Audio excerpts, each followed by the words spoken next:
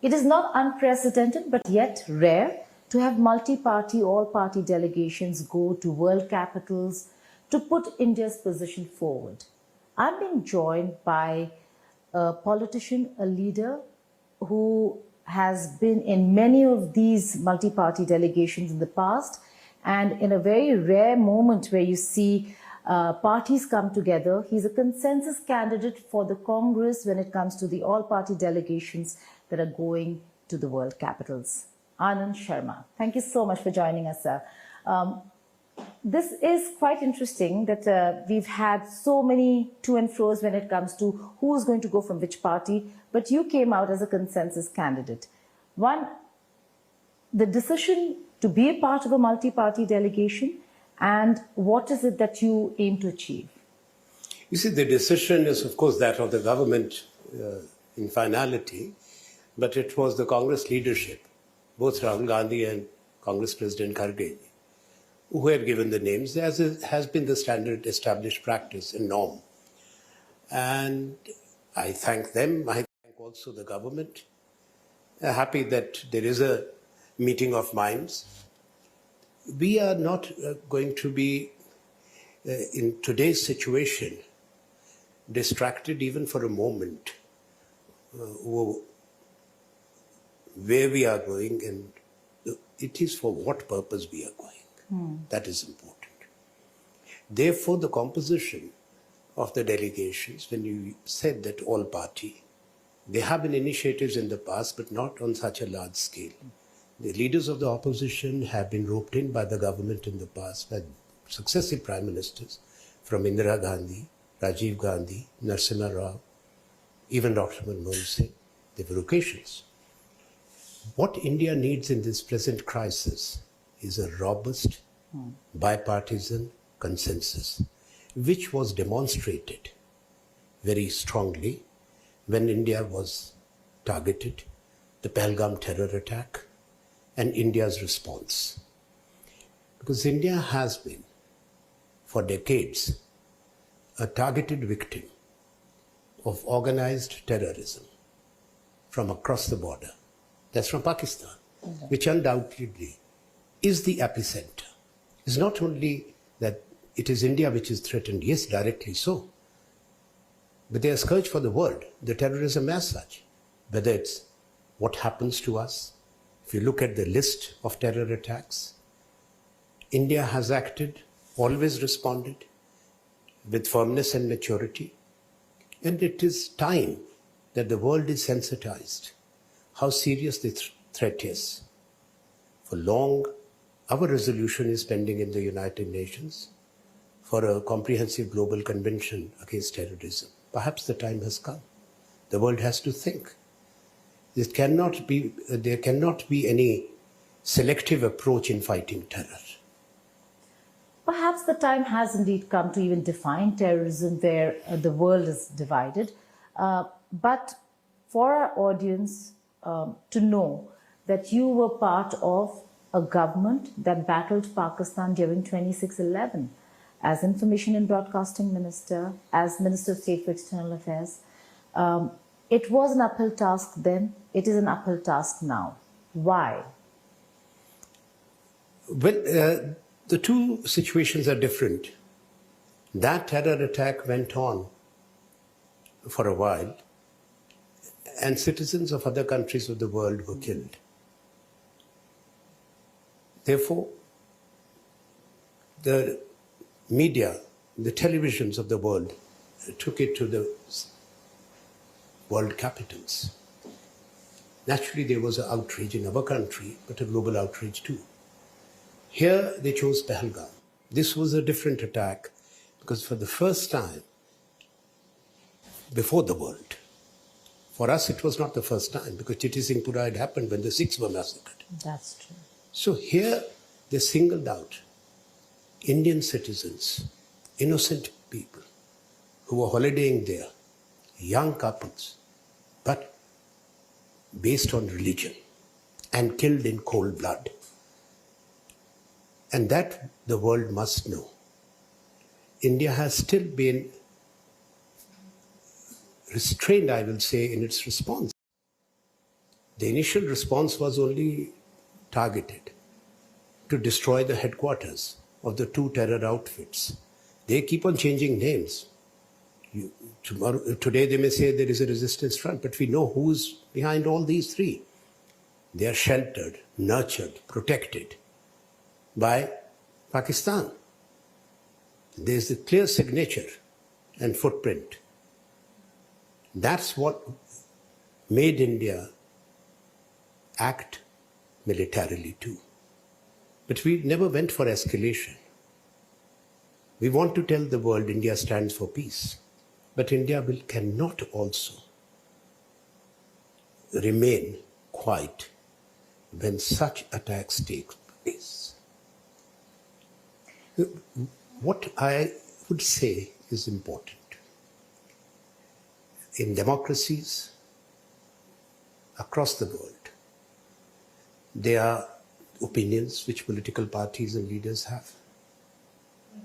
Like in India too.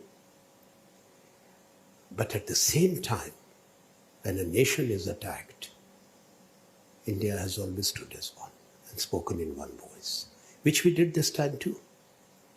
Every political party gave unequivocal support to the government's action. Total solidarity with the Indian armed forces.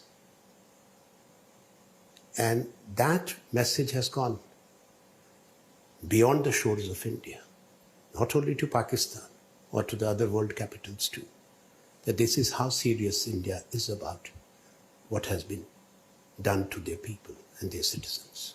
I see the composition of the delegations quite diverse.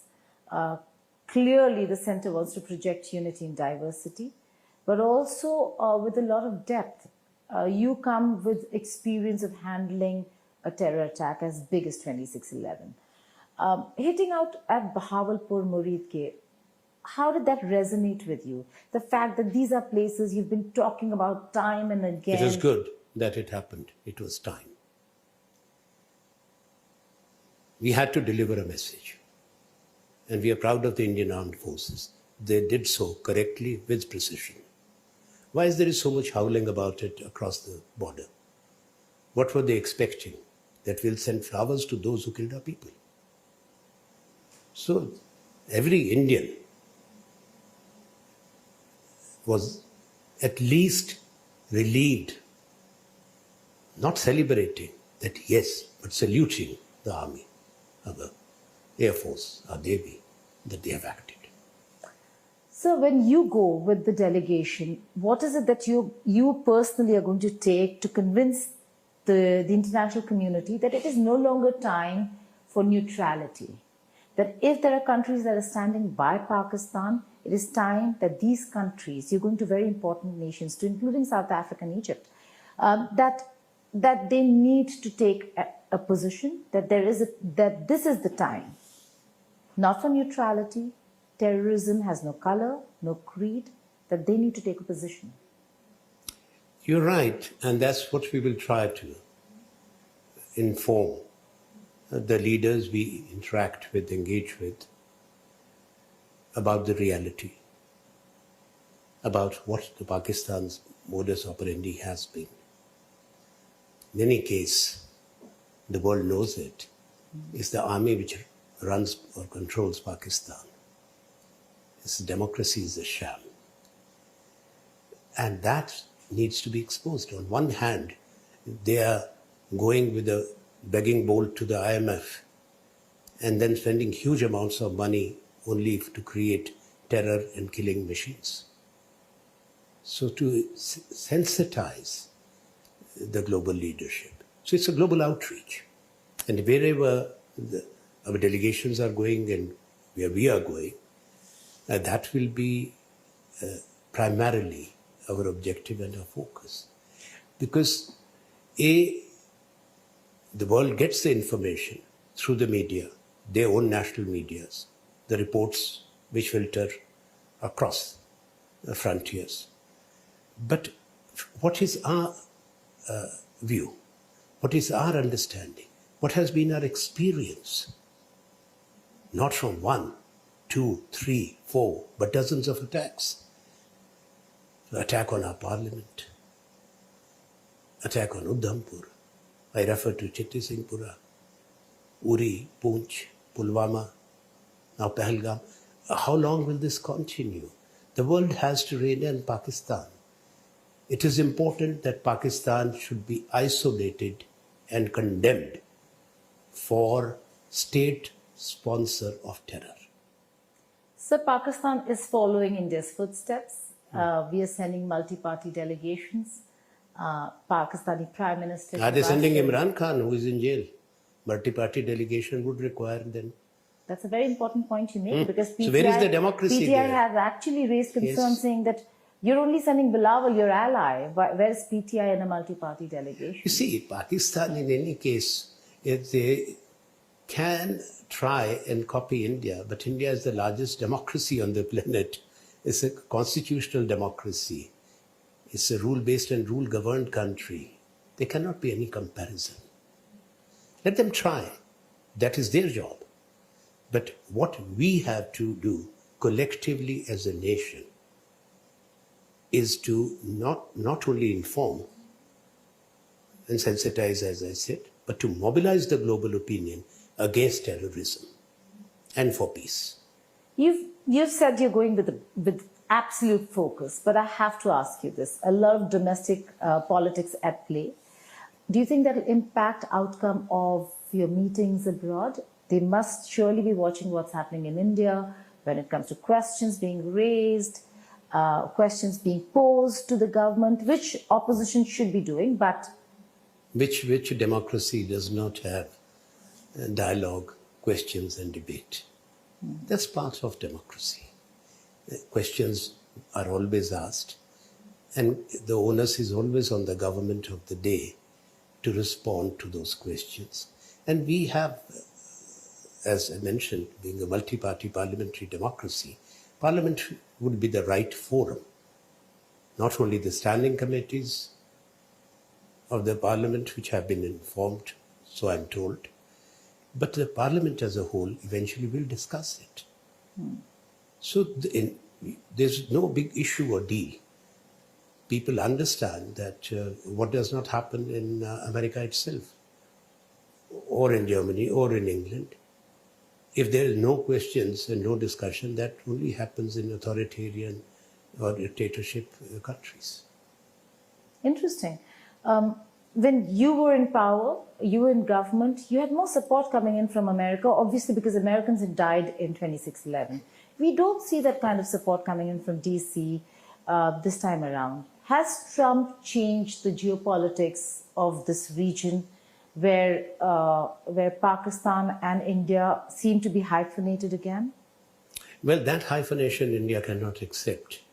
And since you asked about President Trump, it's not about this region. He's disrupted and upturned the global order, which is a very serious issue. Because multilateralism is under siege and under grave threat. That's where America has to wake up. The entire world has to wake up. President Trump, being the leader of the most powerful country, has a greater responsibility. At the same time, India is a sovereign and proud nation. We have to uphold and protect our supreme national interest. And one thing to my mind is very clear, and that should be the position. India cannot be dictated to. That's a very important message. Resonates well with what the government has also been saying. But, sir, I have to go back to the question I asked you earlier. If Pakistan manages to secure high-level meetings in Washington, D.C., where will that leave India? Well, that's for the Washington, D.C. to decide, American leadership. I'm not saying we don't decide their diary and whom they meet. But we have a good relationship, a strategic partnership of enormous importance with America. And I'm sure that America also is conscious of that. It's not only an economic partnership, it's a strategic partnership. The kind of exchange that we have had. The very fact that in 2008, we reached after very painstaking negotiations, a historic breakthrough in the nuclear agreement, where India was reintegrated and accepted with respect in the global mainstream for nuclear cooperation. There's high technology transfers, joint initiatives being taken. So America will remain conscious of that what India is. And you referred also to some other countries and what happened in 2008. Yes, many of the P5 countries stood up. And I remember there was a meeting in Paris, the 14th of December, 2008, after the attack. After 26/11. And there was the foreign ministers of all major countries were present there, all P5 countries, of course, included. And there was tremendous support for India. We explained our position, but we had to. There was a strong Pakistani delegation also present there. And that was a special moment to expose them before the world, and which we did. But sir, today things have changed, drastically so. Challenges are many. Let's talk about the countries you're going to. Egypt, Qatar, Ethiopia and South Africa. We'll talk about South Africa in a different context as well. But Qatar, the Gulf nations, and how they have come out seeking de-escalation, being very neutral. Some of them in the OIC have also in the past sided with Pakistan on issues of Kashmir. Is it going to be difficult? Well, there have always been some countries which are identified. There are some countries which are Pakistan backers or allies, like Turkey. We've known that. But at the same time, there are many countries which understand India's position. Yes. And they are not at all taking a strident position against India. Even in the case of this terror attack, they have condemned. Yes. To say de-escalation, fine, that is not an offensive word to me. Nobody is saying we are not a warmongering country too. We didn't impose the situation. We did not invite. We were compelled, we were forced, we were left with no option.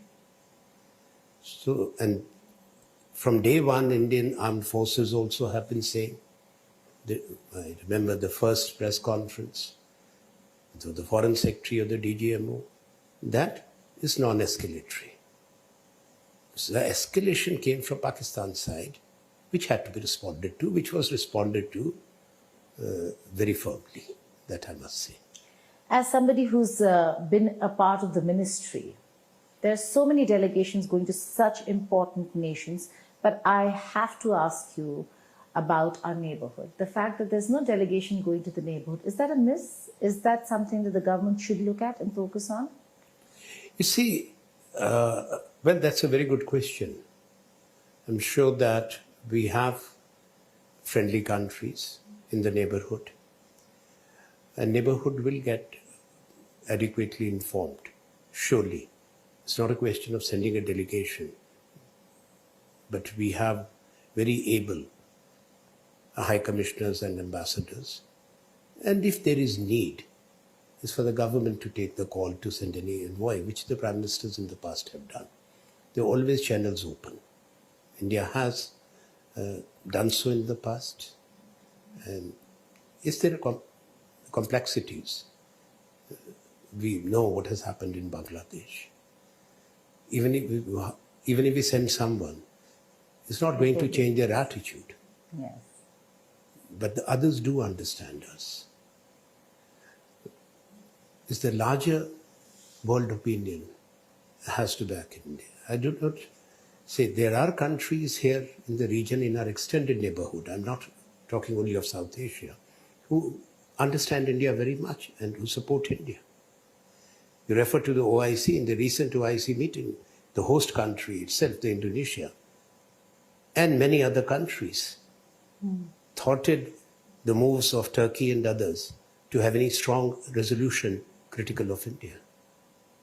So this has happened after the military conflict and the recent developments. It happened last week or a few days ago.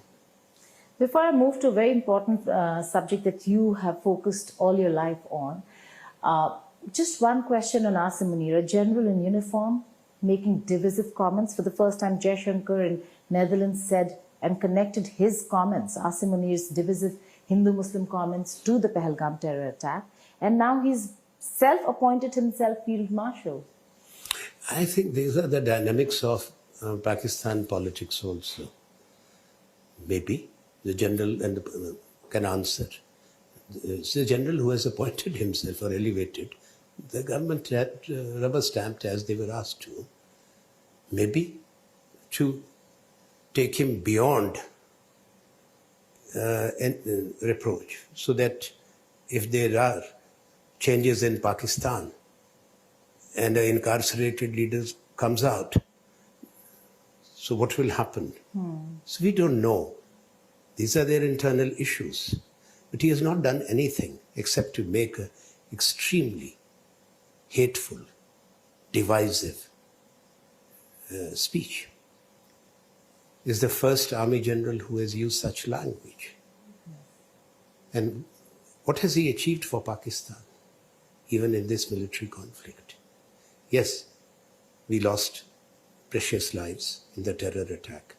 Subsequently, there has been damage.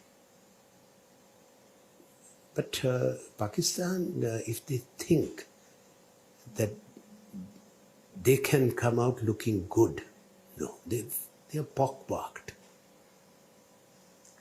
Finally, sir, for somebody who's been a part of the anti-apartheid movement, you're going to South Africa. South Africa today has been fighting a different battle altogether, but a very important one at that. And that has to do with Gaza and Palestine, taking America, Israel to the International Court, Criminal Court. It's a very important statement. And the situation in Gaza is quite difficult. How are you looking? What's your reading on what's to become of Palestine? What's to become of this movement that only a few countries have taken on? And now we're looking at the Western countries like UK, France, Canada coming out openly, disassociating themselves from Israel, cutting off trade ties with Israel. That's what an important development. What has happened in Gaza is a crime against humanity. I have no hesitation to say that. We in India, all political parties, spoke in sympathy with Israel after that October 7 attack. We condemn Hamas. But does that mean collective retribution and punishment against innocent men, women and children? So that is what has outraged. Now, one expected a country like America, which speaks for human rights, which has that Statue of Liberty, to intervene. Unfortunately, that has not happened. But at the same time, the conscience of nations has not died. Yeah, and it is, as it is demonstrated in the mass rallies which have been happening across Europe, across Africa, across Asia. And our position has been very clear. We and India have to keep on reminding ourselves and our people that when the first declaration was made to divide the land of Palestine, India was not a free nation, but the world leader who spoke was Mahatma Gandhi. India took a very clear position when Israel was founded, also so that for a secure state of Palestine, a sovereign state, with East Jerusalem as its capital. That has been a position which the world accepted. That is the position which the United Nations has. Congress Party recently in its Ahmedabad session, the working committee statement had very clear, and resolution clearly reaffirmed that position. India also is bound by the position which we have taken at the United Nations. Unfortunately, the United Nations today and the other bodies have been enfeebled. Because what I said earlier, that the Anglo-Saxon world had created the post-World War II institutions and the multilateral order, which was always never fully inclusive or representative, because you have a UN Security Council which excludes the entire continent of Africa, the largest democracy on the planet, that is the Republic of India, which excludes a reunified Germany or Japan, or Latin America, a country like Brazil. So you can't say that it is representative of the contemporary world realities. But still, at least there was a multilateral order. On a rotational basis, temporary 2-year seats were there, which is not adequate or enough. But now, time perhaps has come for leaders of the world to stand up and save multilateralism. A weakened United Nations, a divided Security Council cannot restore order or protect people from being butchered or massacred. On that note, Anand Sharma, thank you so much for joining us here on the network.